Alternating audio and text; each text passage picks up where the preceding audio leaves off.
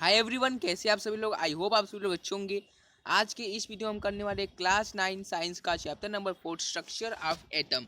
In chapter number 3 we have learn that atoms and molecule are the fundamental building block of matter. Chapter number 3 में हमने study किया कि जो atoms और molecules होते हैं वो fundamental building block of matter होते हैं, यानी एटम्स और मॉलिक्यूल को मिला के पूरा एक मैटर का ब्लॉक बन जाता है। The existence of different kind of matter is due to different atom constituting them. ठीक है, हमें डिफरेंट डिफरेंट काइंड के मैटर क्यों देखने को मिलते हैं, क्योंकि उसके अंदर जो डिफरेंट डिफरेंट टाइप्स के एटम्स एग्जिस्ट करते हैं। The question arise what make the atom of one element different from the atom of another element। ऐसा क्या होता है कि जो एक एलिमेंट के एटम्स को दूसरे एलिमेंट के एटम से डिफरेंट बना देता है। सेकंड क्वेश्चन आता है आर एटम रियली इंडिविजुअल। क्या एटम जो होते हैं रियली इंडिविजुअल होते हैं, यानी कि हम इसको अनब्रेकेबल होते हैं, इसको आपस हम तोड़ नहीं सकते। इज प्रपोज बाय डाल्टन, जैसे कि डाल्टन ने हमें बताया था। और are the smaller constituent inside the atom, या फिर एटम से भी छोटा ऐसा कुछ होता है जिसको हम सब एटॉमिक पार्टिकल्स बोलते हैं, जो कि एटम्स के अंदर पाया जाता है।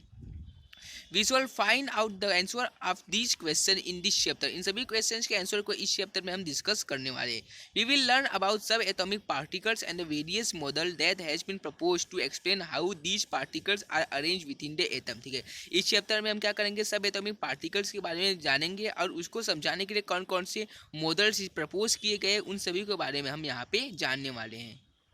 A major challenge before the scientists at the end of 19th century was to reveal the structure of atom as well as explain important property. जैसे ही 19th सेंचुरी का एंड हो रहा था, साइंटिस्ट के पास में जो मेजर प्रॉब्लम था वो ये था कि जो एटम्स का स्ट्रक्चर होता है उसको हम कैसे रिवील करें, यानी उसको हम कैसे लोगों को समझाएं और इसकी कौन कौन सी इंपॉर्टेंट प्रॉपर्टीज है जो कि हम लोगों को समझा सकते हैं। The elucidation of the structure of atom is based on a series of experiment. ये जो स्ट्रक्चर ऑफ एटम्स कैसा होता है वो एक ही बार में किसी साइंटिस्ट ने नहीं बता दिया था। अलग अलग साइंटिस्ट हैं, उन्होंने अलग अलग स्ट्रक्चर ऑफ एटम्स कैसा होता है उसके लिए अपना अपना मॉडल लिया और लास्ट में जाके एक मॉडल फाइनल हुआ। उसके बाद हमारा पता चला कि जो एटम्स का स्ट्रक्चर होता है कुछ इस तरीके से होता है।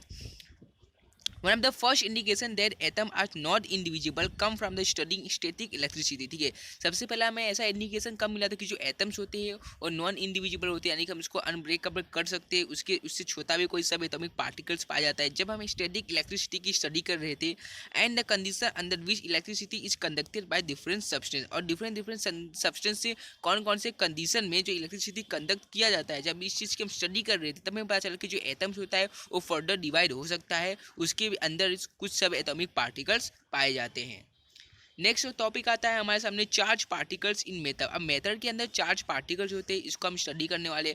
For understanding the nature of charge particles in matter. अब मैटर के अंदर चार्ज पार्टिकल्स उसे अंडरस्टैंड करने के लिए let us carry out the following activities. उसके लिए हम क्या करने वाले, एक एक्टिविटी करने वाले हैं। सबसे पहले आता है हमारे पास एक्टिविटी 4.1, उसका ए नंबर कॉम ड्राई हेयर। आपको अपने ड्राई हेयर को क्या करना है, कंघी कर लेना है कि कॉम कर लेना है।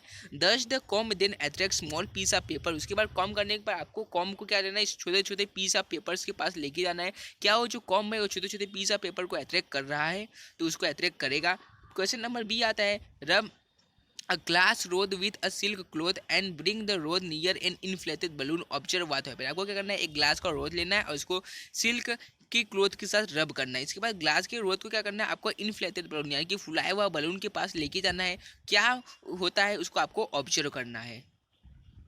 From these activities we can conclude that on rubbing two objects together they become electrically charged। ये जो हमने एक्टिविटीज़ क्या किया है इससे हम कंक्लूड कर सकते हैं कि कोई भी चीज़ अगर दो ऑब्जेक्ट को हम रफ करते हैं तो उससे जो ऑब्जेक्ट होता है वो इलेक्ट्रिकली चार्ज हो जाता है। Where does this charge come from? अगर वो इलेक्ट्रिकली चार्ज हो जाता है तो ये चार्ज आते कहाँ से। This question can be answer by knowing that an atom is divisible and consist of charge particle. इस क्वेश्चन का आंसर हम तब जान सकते हैं कि जो एटम्स है वो डिविजिबल होता है और उस एटम्स के अंदर कोई सब एटॉमिक पार्टिकल्स होता है जो कि चार्ज की फॉर्म है, जिसके ऊपर कोई ना कोई चार्ज है। Many scientist contributed in revealing the presence of charge particles in atom. बहुत सारे साइंटिस्ट आए, उन्होंने जो एटम्स के अंदर चार्ज पार्टिकल्स है उसको रिवील करने की कोशिश की। It was known by 1900 that the atoms were indivisible particle but contain at least one सब एटॉमिक पार्टिकल्स। ठीक है, 19th सेंचुरी में हमें पता चला कि जो एटम होता है वो इंडिविजिबल होता है, यानी कि हम उसको वापस डिवाइड कर सकते हैं और उसके अंदर एटलीस्ट कोई एक सब एटॉमिक पार्टिकल्स तो होगा ही। The electron identify by J Thomson. फिर 19th सेंचुरी में जे थॉमसन ने इलेक्ट्रॉन की डिस्कवरी की। उन्होंने बोला कि जो इलेक्ट्रॉन होता है वो एटम से भी छोटा होता है, यानी कोई एटम का सब एटॉमिक पार्टिकल है जो कि एटम के अंदर रहता है। Even before the electron was identified, E. Goldstein in 1886 discovered the presence of new radiation in a glass discharge and called them canal ray. Electron का डिस्कवरी नहीं हुआ था उसके पहले ई गोल्डस्टीन ने 1886 में क्या किया था, कैनाल रे डिस्चार्ज ट्यूब का एक एक्सपेरिमेंट किया था जिसमें उन्होंने न्यू रेडिएशंस को प्रेजेंस को महसूस किया था। उन्होंने उस न्यू रेडिएशन को नाम दे दिया था canal ray. Where positively charge radiation which ultimately lead to discovery of another sub atomic particle. ठीक है, तो ये जो रे थे ये क्या थे, पॉजिटिवली चार्ज पार्टिकल से, यही कारण बना कि जाके हमारे पास दूसरा एक सब एटॉमिक पार्टिकल्स और भी कुछ होता है उससे में पता चला। These subatomic particles had a charge equal in magnitude but opposite to sign to the death of electron। ठीक है, to the ऑफ इलेक्ट्रॉन। ठीक है, तो ये जो सब एटॉमिक पार्टिकल्स पाया गया इसका जो मैग्नीट्यूड था वो सेम था, बट इसकी जो साइन थी अपोजिट थी इलेक्ट्रॉन से। It mass was approximately 2000 times it that of electron. इसका जो मास था अप्रोक्सीमेटली 2000 गुना ज़्यादा था इलेक्ट्रॉन के मास से। It was given the proton name of proton. अब ये जो न्यू पार्टिकल्स हमारे पास आया जिसके ऊपर पॉजिटिव चार्ज था उसको हमने नाम दे दिया, क्या दिया, proton. It general an electron is represented by E negative. Electron को हम ई नेगेटिव से रिप्रेजेंट करते हैं और प्रोटॉन को हम पी प्लस से रिप्रेजेंट करते हैं। The mass of proton is taken as 1 unit and its charge is a +1। ठीक है, तो जो प्रोटॉन का मास होता है उसे 1 यूनिट की तरह गिनते हैं और इसका जो चार्ज होता है उसे +1 की तरह गिनते हैं। The mass of an electron is considered to be negligible and its charge is -1। जो इलेक्ट्रॉन का मास होता है उसे हम नेग्लिजिबल गिनते हैं क्योंकि वो बहुत ही ज़्यादा छोटा होता है और उसके चार्ज को हम -1 कंसिडर करते हैं। It seemed that an atom was composed of protons and electrons mutually balancing their charge। अब हमें पता चला कि जो एटम्स होता है उसके अंदर सब एटॉमिक पार्टिकल्स होते हैं। एटम के अंदर सब एटॉमिक पार्टिकल्स कौन कौन से होते हैं, इलेक्ट्रॉन के ऊपर नेगेटिव चार्ज होता है, प्रोटॉन के ऊपर पॉजिटिव चार्ज होता है। नेगेटिव और पॉजिटिव दोनों एक दूसरे को बैलेंस कर देते हैं, इसलिए क्या करते हैं हमारा जो एटम्स होता है वो पूरा न्यूट्रल रहता है। It also appear that the atoms were in interior of an atoms. ठीक है, it also appear that the protons were in the interior of the atom. ठीक है, ऐसा पता चला है कि जो एटम के अंदर जो प्रोटॉन होता है एटम के अंदर होता है, for where electron could be easily remove off but not proton. ठीक है, तो जहाँ से इलेक्ट्रॉन को हम इजीली निकाल सकते हैं लेकिन प्रोटॉन को आसानी से हम निकाल नहीं सकते।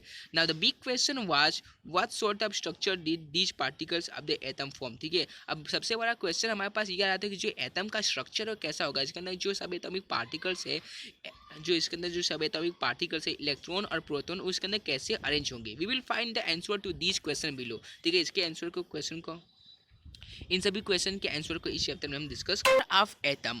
अब ये जो एटम्स के अंदर जो भी सब एटॉमिक पार्टिकल्स होते हैं इलेक्ट्रॉन्स और प्रोटॉन उसके अंदर कैसे अरेंज होते हैं, उनका स्ट्रक्चर क्या होता है उसके बारे में अब हम डिस्कस करने वाले। तो सबसे पहले आता है हमारे पास the structure of atom.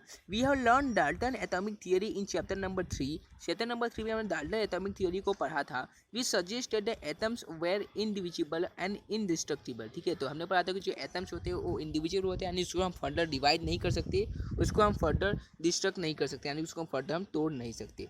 But the discovery of two fundamental particles electrons and proton inside the atom lead to the failure of the aspect of Dalton atomic theory. जैसे ही लेकिन डिस्कवरी हुआ इलेक्ट्रॉन्स और प्रोटॉन्स का तो जो भी Dalton था वो फेल हो गया, उसने गलत बोला था ऐसा साबित हो गया। It was that consider necessary to know how electrons and protons are arranged within an atom। ठीक है, उसके बाद हमें क्या था कि ये जो इलेक्ट्रॉन्स और प्रोटॉन्स होते हैं एटम्स के अंदर कैसे अरेंज है उसके हमें जानना था। For explaining these many scientist propose various atomic model. DJ Thomson was the first one to propose a model for the structure of atom. ठीक है, तो इसको एक्सप्लेन करने के लिए कि एटम्स का स्ट्रक्चर कैसा होता है, उसके अंदर इलेक्ट्रॉन्स और प्रोटॉन्स कैसे अरेंज होते हैं, उसके लिए अलग अलग साइंटिस्ट आए और उन्होंने अलग अलग अपना मॉडल लिया। ठीक है, तो इसमें से डीजे थॉमसन जो थे उन्होंने सबसे पहला मॉडल लिया था कि एटम का स्ट्रक्चर कैसा होता है। वीडियो अच्छा लगा तो लाइक सब्सक्राइब शेयर कीजिएगा। मिलते हैं अगली वीडियो में। जय हिंद जय भारत।